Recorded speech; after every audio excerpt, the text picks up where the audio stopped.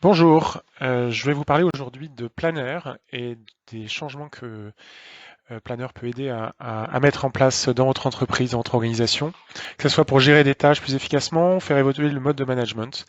Les sujets sont variés et Planner est un outil très intéressant. Je vais vous le montrer en à peu près 30-35 minutes. Permettez-moi de me présenter d'abord. Maximilien Chérigas, donc je suis CEO et fondateur de MS Conseil. On est spécialisé dans l'adoption autour des solutions Microsoft.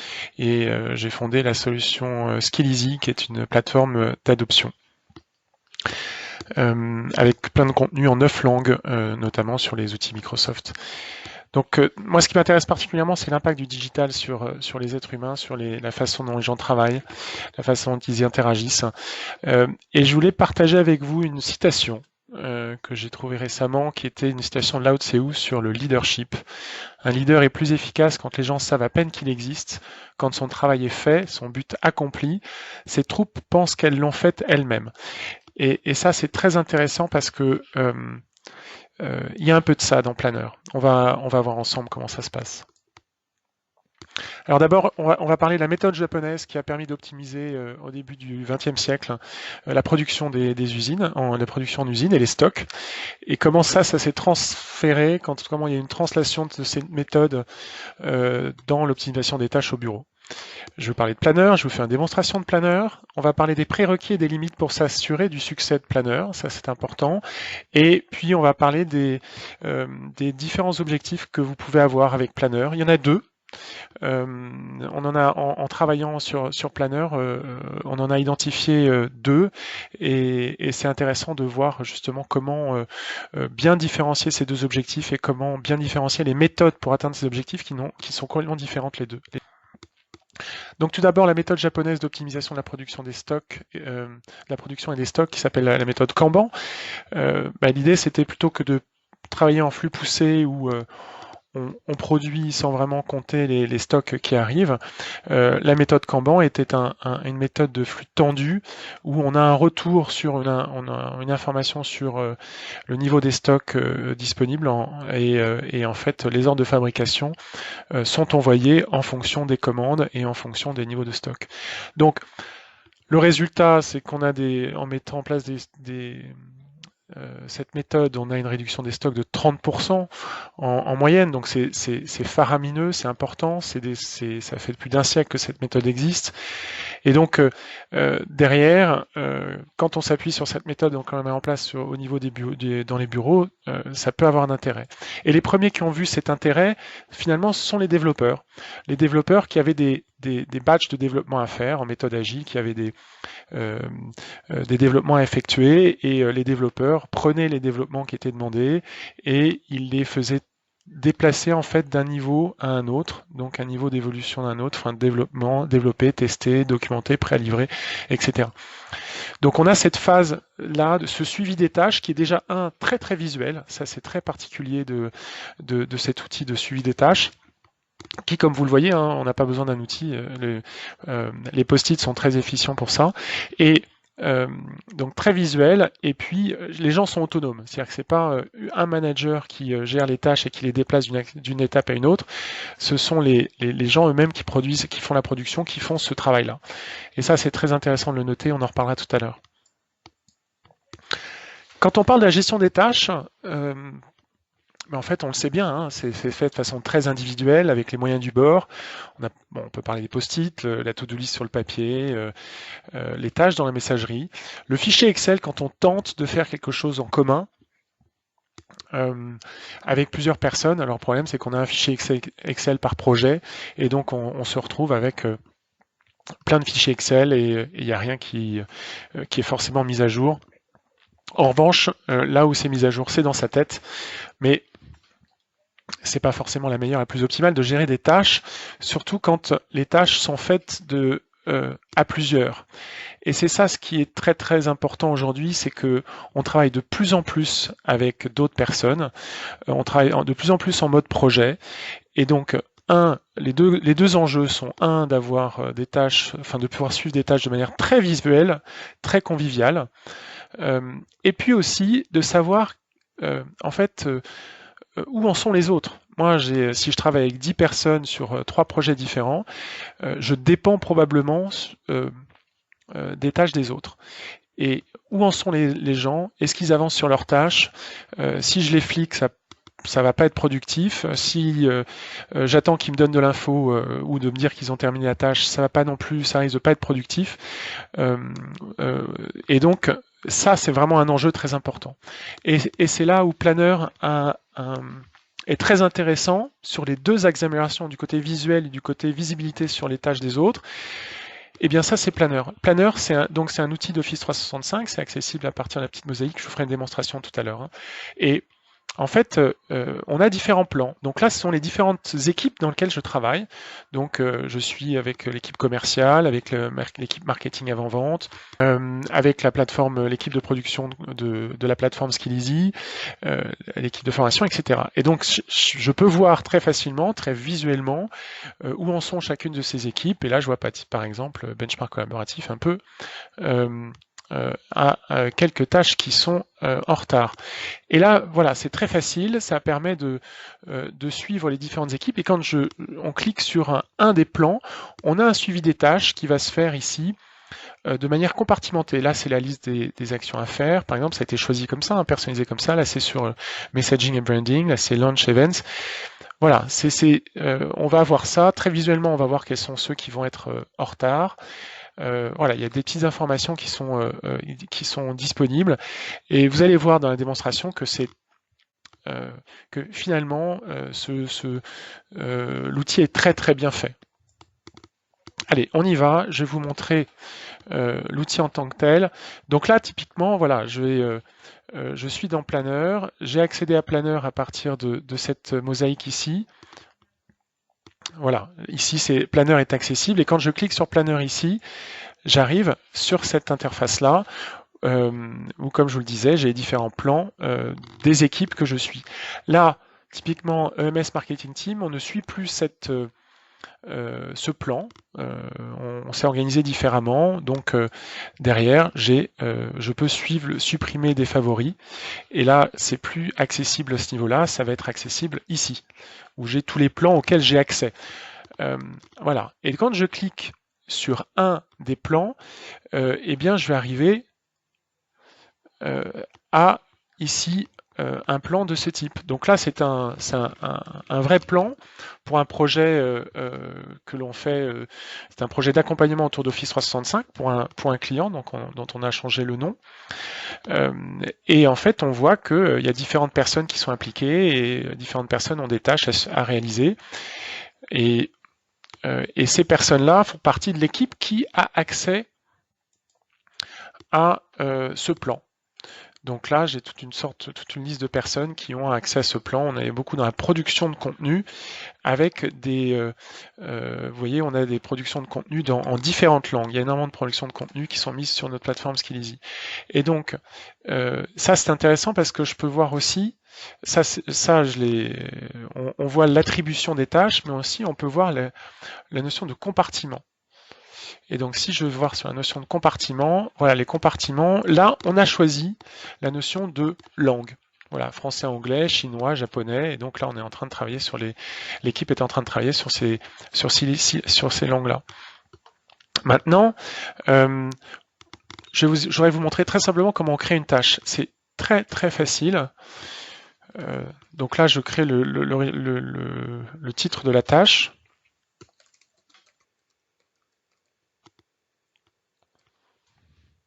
Je définis une tâche d'échéance. J'ajoute une personne qui est responsable. Je vais me mettre moi, typiquement. Et voilà, la tâche est créée. Donc là, c'est une tâche qui est très facilement, qu'on peut très facilement créer. On va pouvoir dire qu'elle est terminée. On va pouvoir rajouter une personne aussi. Maintenant, on peut rajouter plusieurs personnes comme co-responsables de cette tâche. Donc là, je vais indiquer qu'elle est terminée, celle-ci.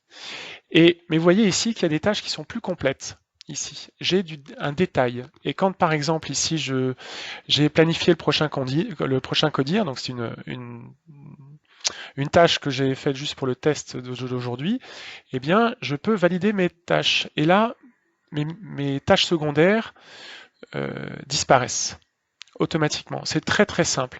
Et si je veux remplir plus d'informations sur cette tâche, je vais cliquer dessus. Voilà, et je vais avoir accès à cette tâche de façon plus complète. Je vais pouvoir mettre une liste de vérification ici, faites en sorte que cette liste soit affichée sur la carte ici. Donc là, on a ça effectivement. Je vais pouvoir aussi, là c'est ici qu'on va pouvoir supprimer une tâche.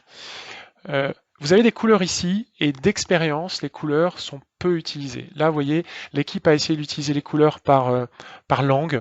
Finalement, c'est pas ce qui était le plus utile. Donc les couleurs sont pas obligatoires, c'est pas nécessaire.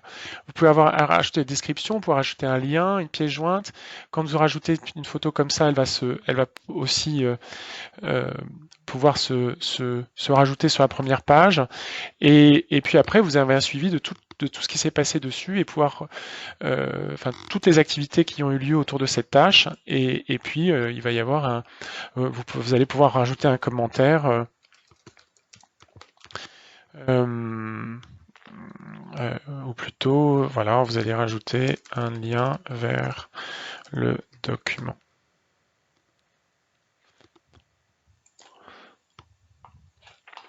Voilà, donc c'est très très convivial, c'est très facile à comprendre l'utilisation. Il y a des petites astuces comme celle-ci qui permettent de montrer effectivement les sous-tâches sur la page principale. Voilà, je pourrais m'arrêter là sur la connaissance, la démonstration de Planner. Je pourrais m'arrêter là. Il y a 2-3 astuces qui sont très intéressantes. Je vous en ai parlé d'une qui est de fait de pouvoir filtrer par compartiment ou par l'attribution ou par l'avancement. Il y en a une autre qui est très intéressante. C'est en fait quand vous voulez suivre les tâches. Parce que finalement, ça serait bien aussi d'être tenu au courant des tâches qui vont, par exemple, être créées, ou des tâches qui vont être affectées, ou des tâches qui vont être terminées.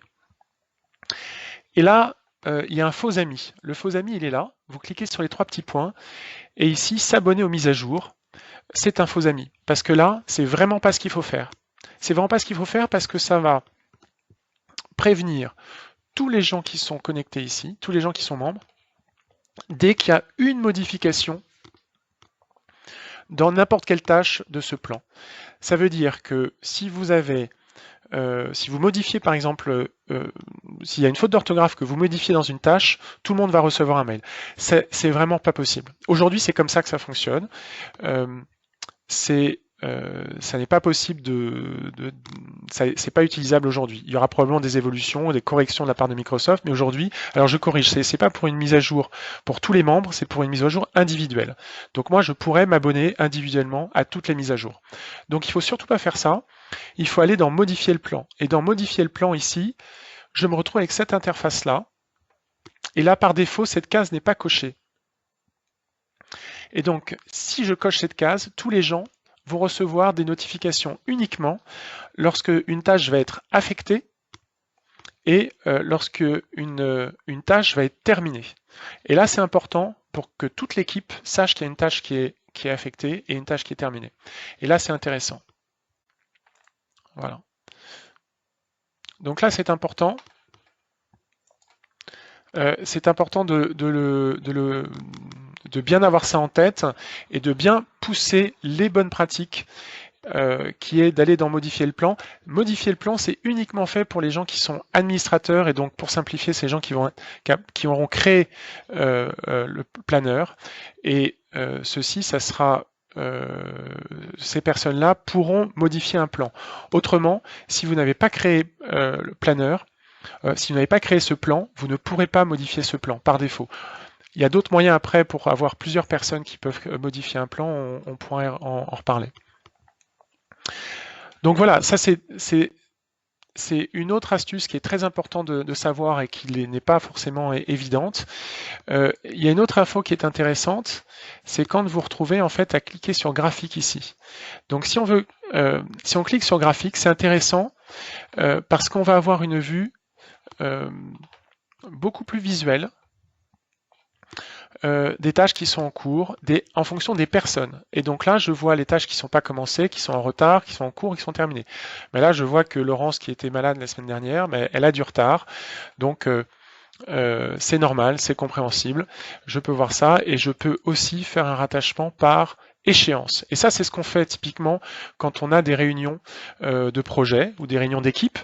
Cette équipe, elle passe en revue ses tâches en regardant notamment les tâches qui sont en retard. Voilà, les tâches qui sont en retard, elles sont là, elles sont identifiées très facilement. On voit aussi, on a une vue sur au niveau de l'équipe, donc ça c'est très intéressant. Et puis après, j'ai des tâches avec différentes échéances et qu'il faut prévoir.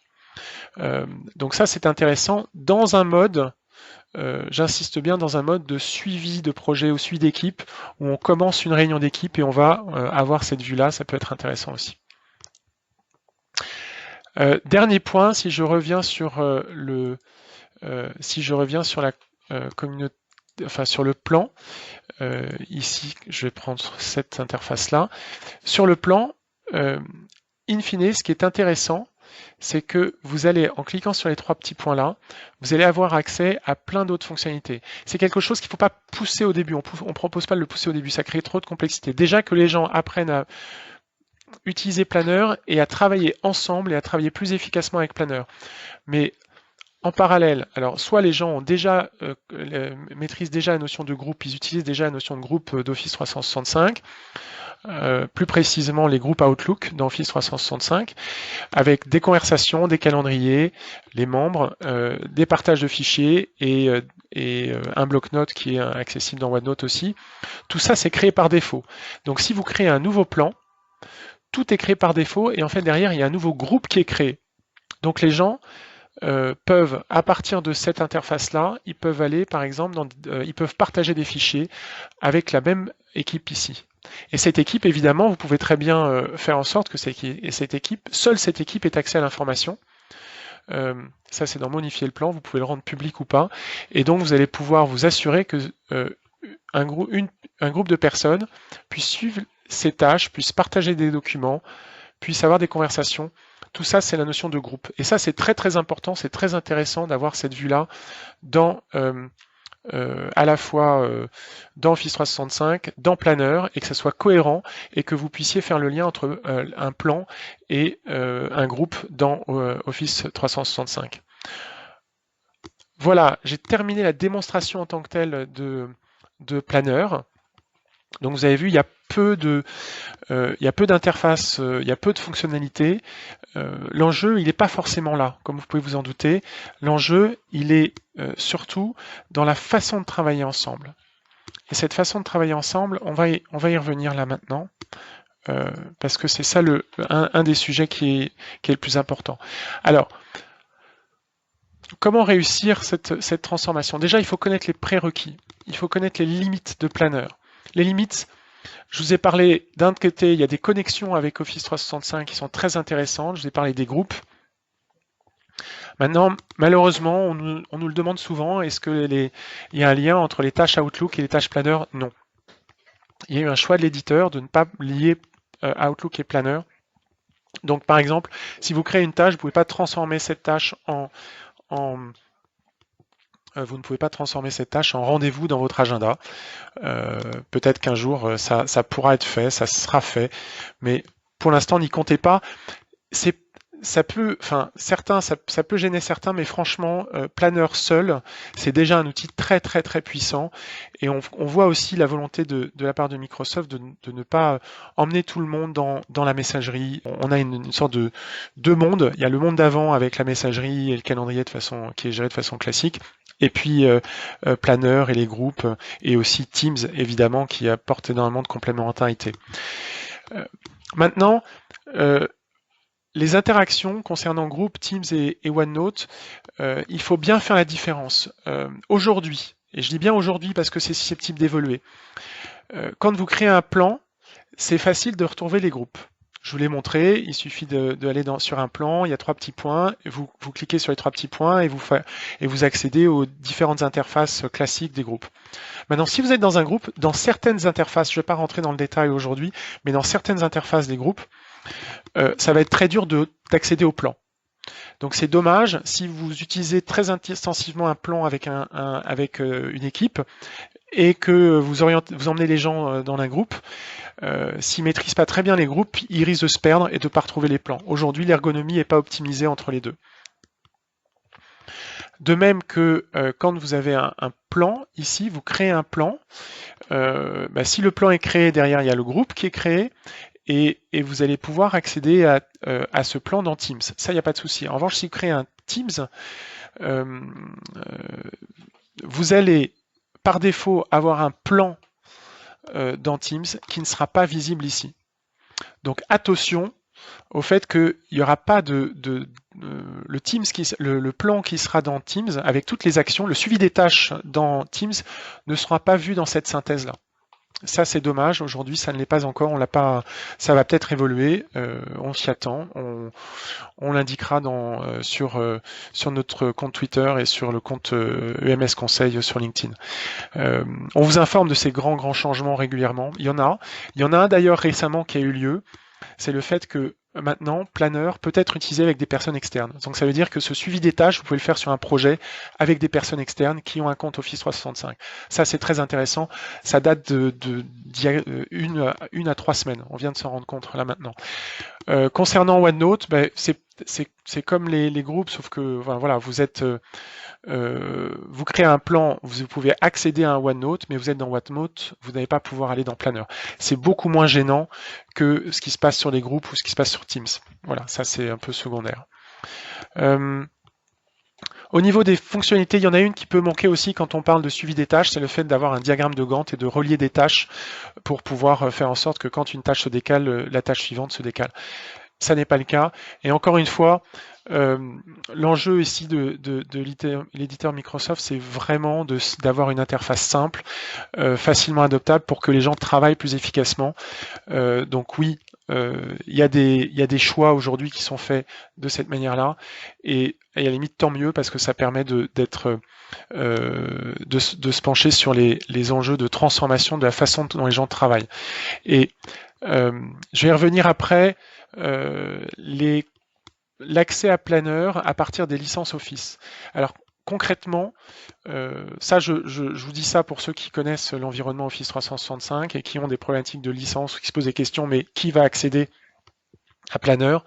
Concrètement, pratiquement tout le monde va accéder à Planner parce que c'est disponible à partir de ces licences-là. Les licences K1 sont licences kiosques qui sont utilisé surtout pour les gens qui n'ont pas d'email. À partir du moment où vous avez un email dans l'entreprise, vous allez avoir une licence E1 à minima. Donc là, il n'y a pas de souci en termes de prérequis. En général, pour l'instant, on n'a pas rencontré de soucis à ce niveau-là. Maintenant qu'on a vu les contraintes, les prérequis et puis que je vous ai montré l'interface très conviviale de Planner, je voulais vous parler des objectifs de transformation digitale avec Planner. Il y en a deux. Le premier, c'est de faciliter le travail en équipe, de faire en sorte que les gens dont les tâches dépendent d'autres personnes, que ces tâches soient suivies, qu'on puisse avoir une vue sur qui fait quoi, qui a travaillé sur quoi, qui a terminé quelle tâche, et que ça, si vous avez 10 projets, vous soyez en mesure de voir très facilement est-ce que ce projet avance, est-ce qu'il avance pas, est-ce que moi je suis gêné à cause de l'avancement des tâches des autres, etc. Et là, dans un deuxième effet, ça va avoir un impact sur le travail en équipe en réunion. On y reviendra, mais c'est très important. C'est là où effectivement où les gens notamment c'est là où les gens se coordonnent. C'est là où c'est pas forcément très efficace. Et il y a des sources d'amélioration incroyables avec Planner pour ça. Le deuxième objectif, ça va être de donner de l'autonomie et de motiver plus les équipes. Ça, c'est clairement ce qui s'est passé chez les développeurs. C'est plutôt qu'un manager dise aux développeurs, voilà, vous faites ça comme ça, enfin, vous faites telle tâche, telle tâche, telle tâche. Le manager a juste à exposer, ou quelqu'un a juste à exposer les tâches qui sont à faire, ou plusieurs personnes vont exposer les tâches qui sont à faire, et les développeurs vont choisir les tâches sur lesquelles ils vont travailler en fonction de leur disponibilité, de leurs compétences et de leur motivation probablement aussi. Et puis ils vont ils vont en fait réaliser ces tâches et donner une visibilité aux autres sur l'avancement de leurs tâches, et notamment à leurs managers. Et là, il y a un vrai changement de positionnement où le management va moins être en situation de suivi de près ou de micromanagement des tâches qui sont à faire, mais de plus de vue globale. C'est beaucoup plus intéressant pour le management et pour les équipes. Ça, c'est utile quand les personnes ont le même rôle. Je vous parlais des développeurs, je vous parlais tout à l'heure des personnes chez nous qui produisent du contenu multilingue. Ils sont plus ou moins interchangeables, donc ils vont pouvoir...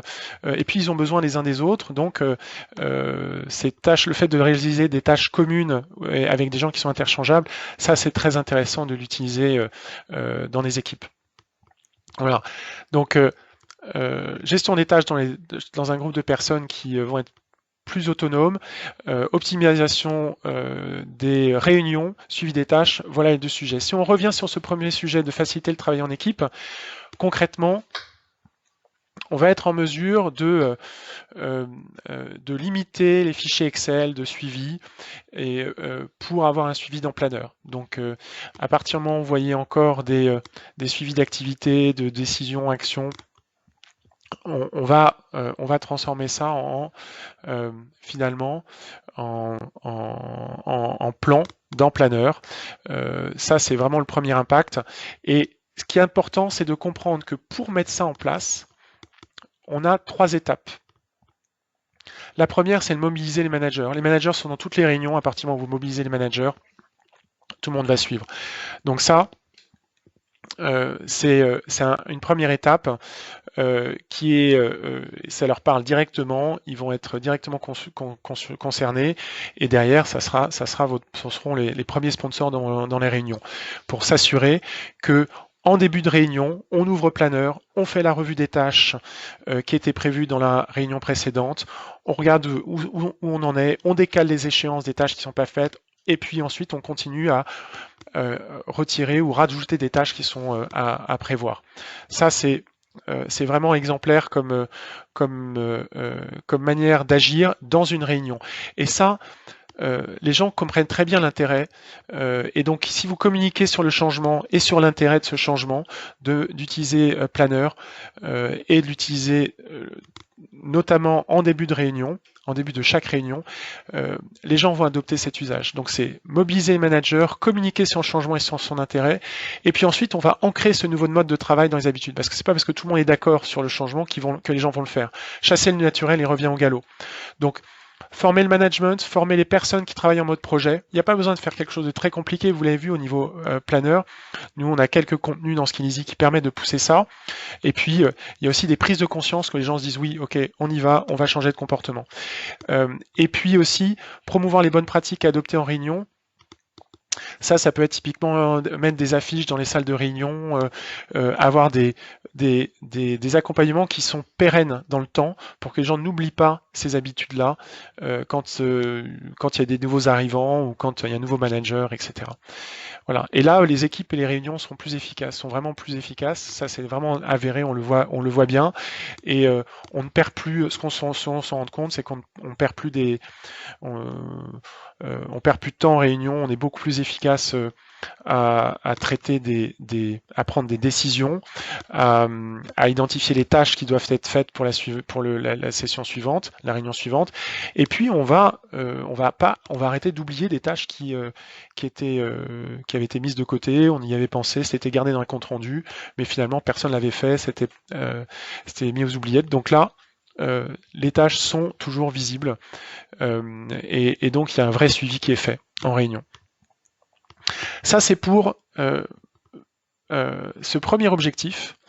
Le deuxième objectif, ça n'a absolument rien à voir. Figurez-vous, je vais vous parler du marché des infirmières à domicile en Hollande, qui est un exemple qu'a pris Frédéric Laloux, qui est une personne qui a étudié des organisations de toutes sortes, entreprises, services, usines,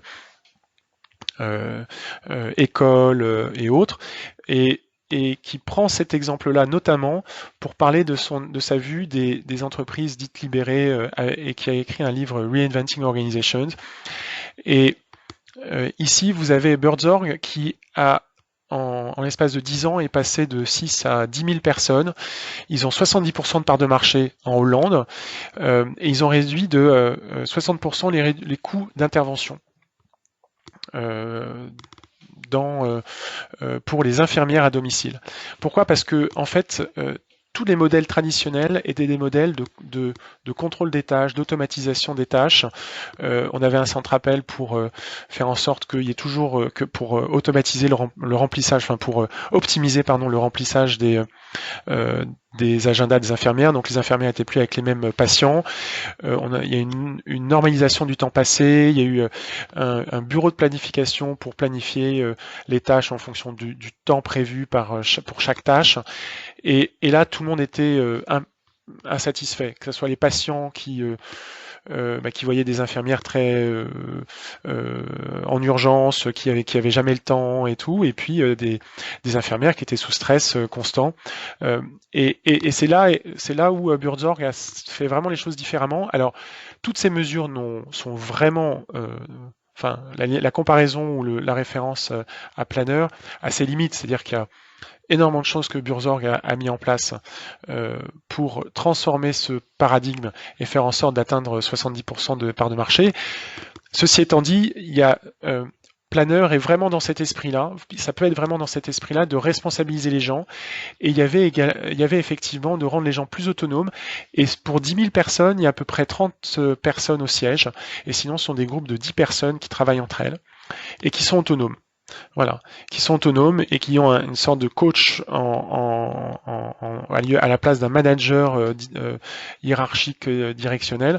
Le but, c'est pas de changer tout, mais si vous êtes intéressé, si vous pensez que ça peut être utile de rendre les gens plus autonomes, alors des exemples comme Buurtzorg le prouvent, et Planner peut vraiment être intéressant pour que une équipe spécifique s'organise pour travailler différemment, pour que cette équipe devienne plus autonome et que finalement la gestion des tâches se fasse pas uniquement au niveau manager en top-down, mais que les gens se coordonnent là-dessus. C'est 10 fois plus efficace à la fois pour le management et pour les équipes.